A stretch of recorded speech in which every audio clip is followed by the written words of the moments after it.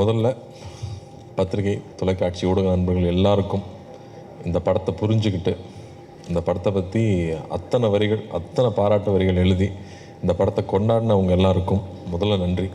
அதே சமயத்தில் உலகத்தில் எங்கேருந்தோ சின்ன சின்ன ஒரு மூலைகள் இருந்து இந்த படத்தை பற்றி இந்த படத்தை ரசித்து இந்த படம் என்ன தாக்கத்தை அவங்க மேலே ஏற்படுத்தியிருக்குன்னு தொடர்ந்து ஒரு மீம்ஸாகவும் பதிவுகளாகவும் ரீல்ஸாகவும் போட்டுகிட்டே இருக்கிற தமிழ் சினிமாவின் ரசிகர்கள் உங்கள் எல்லாருக்கும் இந்த தருணத்தில் நான் நன்றி சொல்லிக்கிறேன். தனித்தனியாக நன்றி சொல்ல முடியல. நான் அவ்வளோ பேர் இந்த படத்தை பாராட்டியிருக்கீங்க, புரிஞ்சுக்கிட்டு இருந்திருக்கீங்கிறதுக்கு ரொம்ப நன்றி.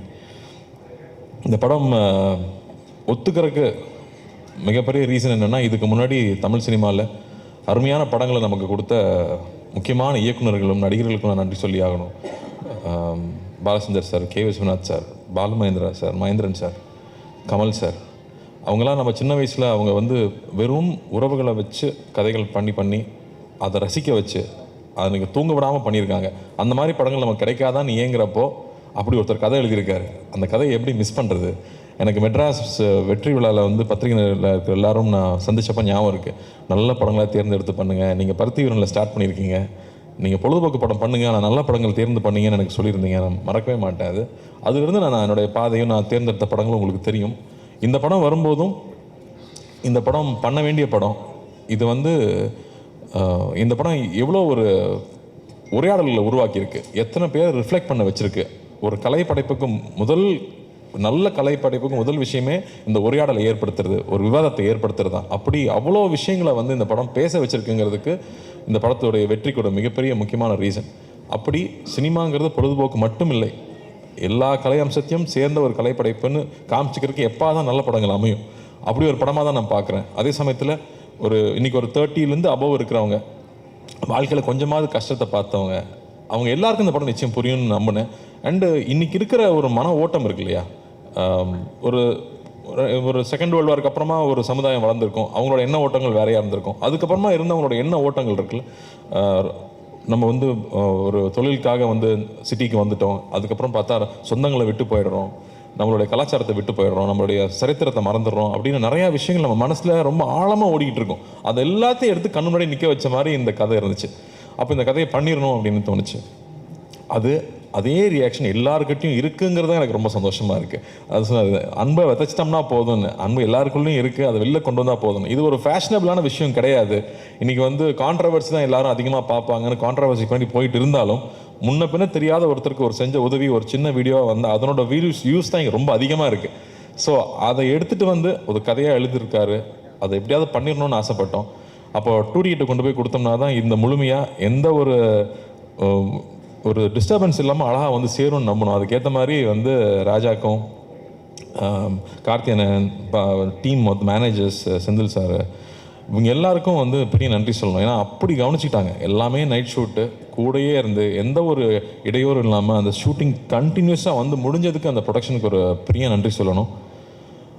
அதுக்கப்புறம் ஒவ்வொரு டெக்னீஷியன்ஸும் 96ங்கிற ஒரு படத்தில் ஏற்கனவே எல்லாருமே ப்ரூவ் பண்ணிட்டாங்க, எல்லாரும் அவங்களோட ரசிகர்களாக இருக்கிறோம். ஆனால் திரும்ப அதே டீம் இன்னொரு படம் எடுக்கிறாங்கன்றப்போ அவங்க எல்லாரும் ஒரு குடும்பமாக உட்காந்து அதை ஓனர்ஷிப் எடுத்துக்கிட்டு ஒவ்வொரு டிபார்ட்மெண்ட்டாக சொல்லணும்னா, எடிட்டிங் எடுத்துட்டோம்னா எங்கே எடிட் பண்ணியிருக்காங்கன்னே தெரியாத அளவுக்கு அவ்வளோ ஸ்மூத்தாக கொண்டு போகிறது அவ்வளோ ஈஸியாக இல்லை.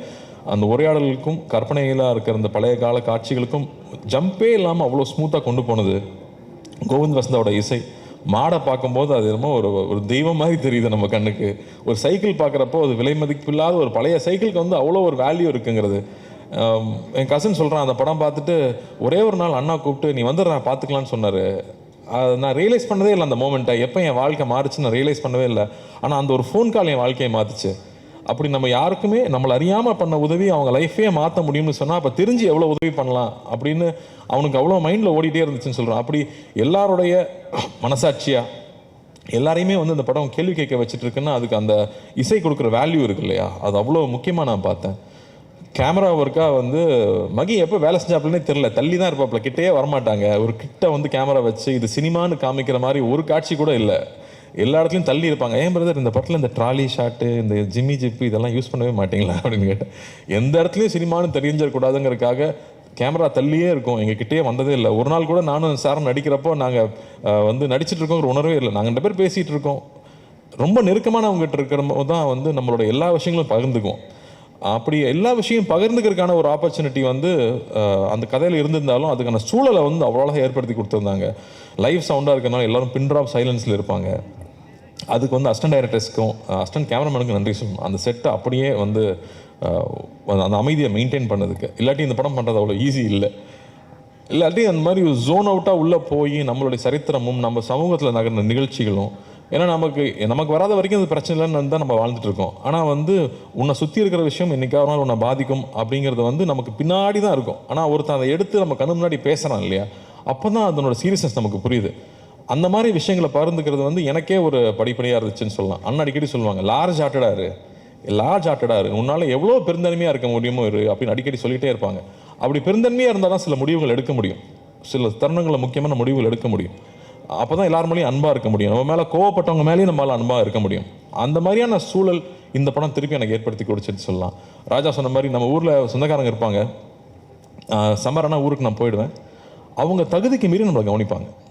அது நம்ம மெட்ராஸ்லேருந்து வர பசங்க, அதனால் இவங்க நல்ல பிஸ்கட் தான் சாப்பிடுவாங்க, ஒரு நல்ல வாழைப்பழம் வாங்கி வைக்கணும்னு அவங்க தகுதிக்கு மீறி கவனிச்சுப்பாங்க. ஆனால் நம்ம சாப்பிடாம கூட வருவோம், கையில் தொட்டு கூட பார்க்க மாட்டோம்.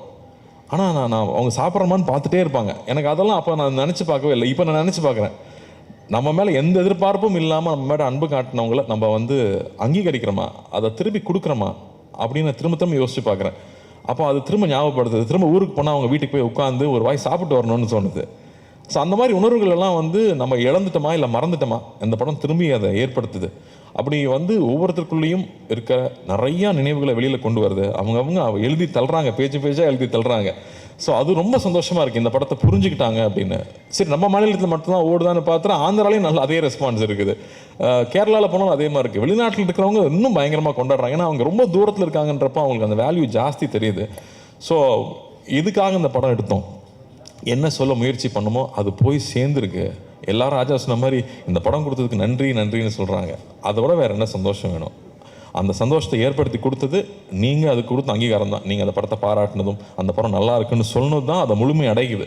ஸோ பத்திரிகை நண்பர்களுக்கும், நிறைய பேர் நண்பர்களும் சொல்லக்கூடாது, பெரியவங்க, நான் சின்ன வயசுல அங்கிள்னு கூப்பிட்டவங்களாம் இங்கே இருக்காங்க, அவங்களுக்கும் எல்லா ரசிகர்களுக்கும் இந்த படத்தை புரிஞ்சுக்கிட்டு பாராட்டினவங்க எல்லாருக்கும் ரொம்ப நன்றி. அதே மாதிரி வந்து எங்கள் அத்தானை மிஸ் பண்ண முடியாது, அத்தானை கடைசியாக வர்றேன். பட் பிரேம் அவரோட எழுத்து வந்து ஒரு ஹிஸ்டாரிக்கல் ஒன்று வச்சுருக்காரு. இப்போ நான் அப்டேட்டாக கொடுத்துட்றேன். ஒரு ஹிஸ்டாரிக்கல் ஒன்று வச்சுருக்காரு, அதை நடைய படித்து முடிச்சதுக்கப்புறமா யாரையா நீன்னு கேட்குற அளவுக்கு மரியாதைலாம் போயிடும்ல. ரொம்ப பிடிச்சி போச்சுன்னா, டே யாரா நீ எப்படா அப்படி எழுதுற, எனக்கு அவருக்கு ஒரே வயசு தான், நெக்ஸ்ட் டைம் டை அடிச்சிட்டு வாங்க. அந்த அளவுக்கு வந்து நம்ம அப்படி ஒரு நடை அவரோட எழுத்தில் இருக்கிறது வந்து பிரமாதமாக இருந்துச்சு. அது எப்போ நீங்கள் எழுதி முடிப்பீங்கன்னு நானும் வெயிட் பண்ணிட்டு இருக்கேன். நமக்கு ரொம்ப கேப் விடாமல் எழுதி முடிங்க. அதே மாதிரி சவுண்ட் டிபார்ட்மெண்ட்டு, அந்த கோயிலேருந்து அந்த பையன் கிளம்பி வரும்போது அந்த யானை மேலே டச் பண்ணுது, அங்கேயே வந்து எல்லோரும் எமோஷனல் ஆகிட்டாங்க. அப்படி வந்து ஒரு ஒரு ஒரு சரியான ஒரு காட்சியும் சரியான ஒரு இசை மட்டுமே ஒருத்தரை வந்து அளவிக்க முடியுமா அப்படிங்கிறது வந்து மறுபடியும் எனக்கு ஒரு லெசனாகவே இருந்துச்சு இந்த படத்தில். அது என்னால் ஃபஸ்ட்டு உணர முடியல, தியேட்டரில் பார்க்குறப்போ தான் நான் அதை உணர்றேன். ஸோ அப்படி வந்து நுணுக்கி ஒவ்வொரு டெக்னீஷியன்ஸும் இந்த படத்தில் வேலை செஞ்சது ஒரு அருமை நமக்கு தெரியுது. வெகு சில பாடல்கள் தான் வந்து நமக்குள்ளே போய் நம்மளை வந்து பாட வைக்கும், நமக்குள்ளே போய் நம்மளை செய்ய வைக்கும். அந்த மாதிரி இந்த படத்தில் இருக்கிற பாடல்கள் நான் கேட்டே இருப்பேன். ஏங்க இந்த படத்தில் வந்து 96 மாதிரி ஹிட் சாங்லாம் இல்லையா? ஆமாம் பிரதர், இந்த படத்தில் லவ் சாங்லாம் போட முடியாது அப்படின்னு சொல்லிட்டாரு முதல்லையே. ஆனால் இதில் இருக்கிற சிச்சுவேஷனுக்கு சாங்ஸ் இருக்கிறது இருக்கு இல்லையா, அது அவ்வளோ அழகு. வந்து இந்த போகிறேன் நான் போகிறேங்கிற சாங்கும், யாரவன்கிற அந்த சாங்கும், கமல் சாரோட வாய்ஸ் வரும்போது, கமல் சாருக்கு எத்தனை நன்றி சொன்னாலும் பத்தாது.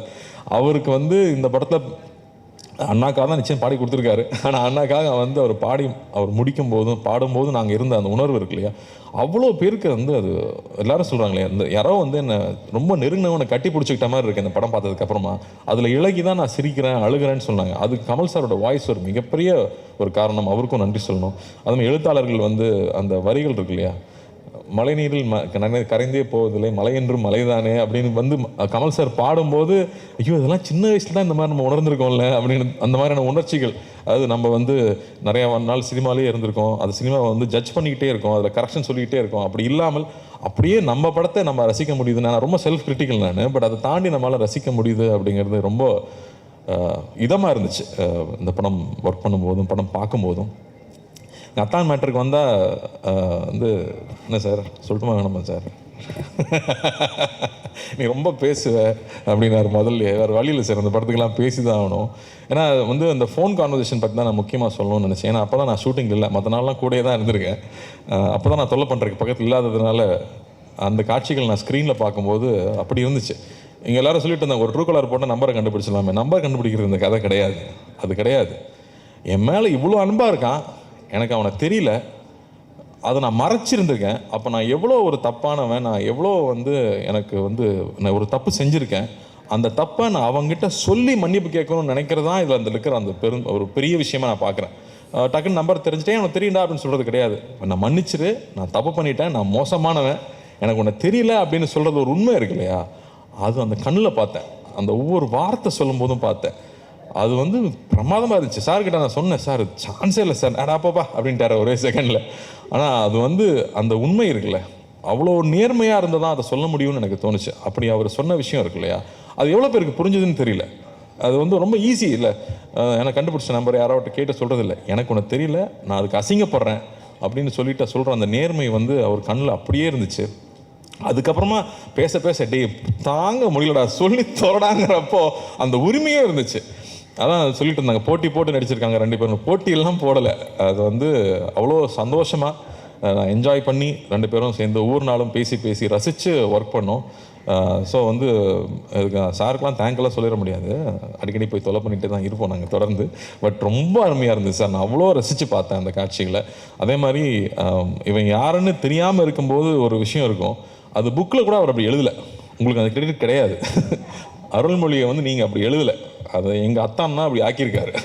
அதை வந்து பல மடங்கு மேலே எடுத்துகிட்டு போனது வந்து எங்கள் அத்தான் தான். அவ்வளோ பியூட்டிஃபுல்லாக அதை லேயராக புரிஞ்சுக்கிட்டு இந்த கேரக்டர் எப்படி இருக்கணும். அவர் வந்து ஒரு சர்ஃபேஸ் லெவலில் அவன் வந்து ஒரு மரம் மாதிரி தான் எழுதியிருந்தார். எல்லா உணர்ச்சிகளும் அற்றுப்போன ஒரு மரம் மாதிரி தான் அந்த கதாபாத்திரத்தை எழுதியிருந்தார்.